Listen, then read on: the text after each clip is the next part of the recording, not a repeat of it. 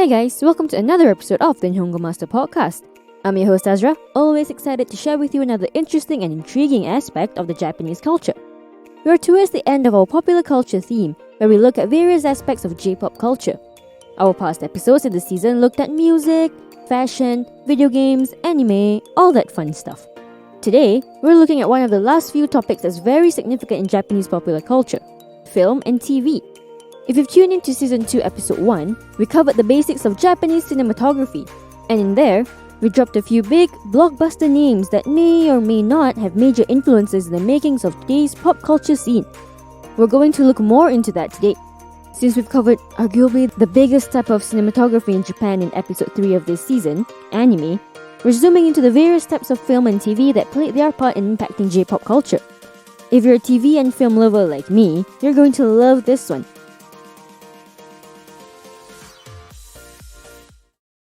Film is a big aspect of Japanese culture.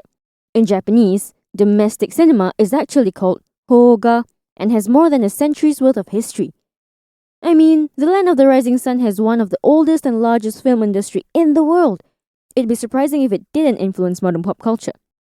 And not only did it influence Japan's pop culture, but also the global popular culture, which we will get into in our finale episode next week. For now, we'll take a look at 3, among others, Japanese film genres that has significant impact in Japanese popular culture: kaiju, samurai, and horror. Now, kaiju is a subgenre of tokusatsu, which refers to special effects films. Kaiju is all about monsters, gigantic ones. What do you think of when combining Japanese eiga, or movie, with big monsters? Yep, Godzilla. Ever since its release in 1954, the kaiju genre popularity skyrocketed through the roof. Another big kaiju film that boosted the popularity of this genre is Ultraman. While it's associated more closely with tokusatsu, this superhero series features quite a number of daikaiju, big monsters, and is extremely popular with the kids. After that came the rush of other kaiju movies, including the 1965 Gamera and, King Kong, hello. Another genre that is undoubtedly one that lasted centuries is the samurai one, also known as chanbara. Chanbara genre is also actually a subgenre of a bigger genre, and that's jidaigeki, to refer to period dramas often set during the Edo period. But chanbara focuses on the sword-fighting aspect between samurai, packed with action and a sprinkle of drama and underlying interpretation to storylines. A name you often hear when talking about jidaigeki is Akira Kurosawa, one of the most influential filmmakers in the history of cinematography. So noteworthy that Star Wars creator George Lucas was inspired by Kurosawa's period works. If you look closely, some of the elements in Star Wars were heavily influenced by chanbara filmmaking. Among Kurosawa's famous works include Seven Samurai, which is like a fan favorite. A group of villagers team up with a group of ronin, samurai without a master, to go up against a group of bandits who are after their harvest. That's a pretty good example of the chanbara genre. But of course, we can't conclude a section on the best of Japanese films without mentioning horror. I'm pretty sure Japanese horror took the horror genre to a whole new level. J-horror is undoubtedly one of the scariest types of horror movies out there. Experts have noted them to be unique yet conventional that has a different take compared to Western horror. Big J-horror franchises include The Ring and Ju-on, which just by the mention of them brings chills down my spine. J-horror can be traced back to the Edo period and Meiji period. Ghost stories, known as kaidan in Japanese, were all the rage. Our last year's special Halloween episode, Season 1 Episode 12, is actually a storytelling episode of 3 of the best Japanese ghost stories. Japanese kaidans often include themes of folk religion like possession, exorcism, yokai, to mean demons, and yurei, ghosts. I don't have to dwell on that anymore. We all know how scary those are for horror movies, and J-horror emphasizes on psychological and supernatural horror. How lovely. So there you have it, 3 of the major Japanese film genres that have impacted the current day popular culture, domestically and globally. Now, let's have a quick vocab recap. Hoga, domestic cinema. Kaiju, films that feature giant monsters. Tokusatsu, films with special effects. Chanbara, sword fighting films. Jidaigeki, period films, usually set in the Edo period. Ronin, a samurai without a lord. Kaidan, Japanese horror stories. Yokai, demons. Yuri, ghosts. By the way, if you haven't checked out our official website yet, why not give it a browse? At Nihongo Master, we offer efficient Japanese lessons that are quick, easy, and fun for Japanese language learners of all levels, from beginners to advanced. Our smart tools will assist you in areas where you need a little bit of a push and congratulate you on the ones you've aced. With a community of over 50,000 Japanese students, you're not alone on your learning journey. Make new friends and improve together with our point system, collecting points as you go along. Ask away any questions you have on our group discussion pages. There's sure to be others as well as our Japanese instructors that are quick to answer. You can also take Nihongo Master with you on the go and learn Japanese as you trot the globe. Practical, right? Aside from film, Japanese terebi, TV, has also impacted the modern-day popular culture quite significantly, I'd say. I mean, let's face it, we live in the generation of on-demand anything. That's why we have Netflix, Hulu, Disney Plus, all that fun stuff. In Japan, television was introduced as early as in the 1920s, and in the 1980s, demand for what was shown on television changed.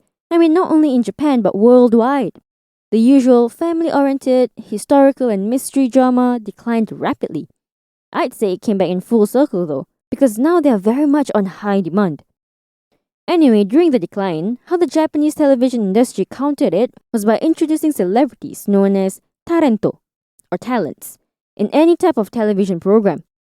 We'll look at two types of TV that has maintained a high level of popularity to this day: dramas and variety TV. Oh, drama. Who doesn't love it, right? As long as it's not our drama, we love it. And so do the Japanese. Japanese terebi dorama, television drama, or just dorama for short, is a staple in Nihon's TV programs. You get a mix of various types of genres as well: romance, comedy, mystery, thriller, and your good old jidaigeki. Do you still remember what that is? Generally, Japanese drama series go on for 3 months and based on the seasons: winter, which is January to March; spring, which is April to June; summer, which is July to September; and autumn, which is October to December. Isn't that easy? Tanpatsu, or single episode dramas, are a thing here and are usually 2 hours long. Sometimes you get a 2-episode drama for special occasions. Now, let me think. What are some of the most famous J-dramas? I'm pretty sure I read an article or two about it. You regular blog readers probably have read it too. I mean, we can't deny that Hanayori Dango is definitely one of the top 3, right? But hey, there's also reality TV that's extremely popular here. In fact, they're the ones that are always on the big channels like NHK. Japanese variety, to mean variety show, can make up of all sorts of random things, from comedy skits, quizzes, stunts, musical performances, and contests. There aren't any sort of rules for them, I don't think. As long as you're pretty weird and fast-paced, you're good to go. You know how I mentioned that tarento are often in TV? These celebrities, like comedians, aidoru, to mean idols, and artists are often featured on variety TV. Most of the time, they come on to promote their latest works or just to get exposure. But this exposure works both ways. People tune into the channel for them, and these tarento string in more people into their group of fans. Win-win. One thing I noticed about Japanese variety is that they're always so colorful. You won't see a screen without graphics and cute fonted captions. I told you, kawaii culture is a big thing in modern Japanese popular culture. Oh, and these tarento, like comedians and idols, are also cast in dramas too. It's a bit different to the Western entertainment industry. Most of the time, musicians stay musicians unless they want to venture out. But in Japan, if you're in one media, you might as well be in all of them. Now, let's have a quick vocab recap. Terebi, television. Tarento, talent to refer to celebrities. Terebi dorama, television drama. Tanpatsu, a single episode drama. Variety, variety TV show. Aidoru, idols. I think our biggest takeaway here is that celebrities are also pretty prominent in the TV and film culture in Japan, don't you think? But hey, now you got a bit of insight into the TV and film industry of the modern day pop culture in Japan. We've also talked a bit about idol culture in Season 3 Episode 12, as well as Season 8 Episode 18.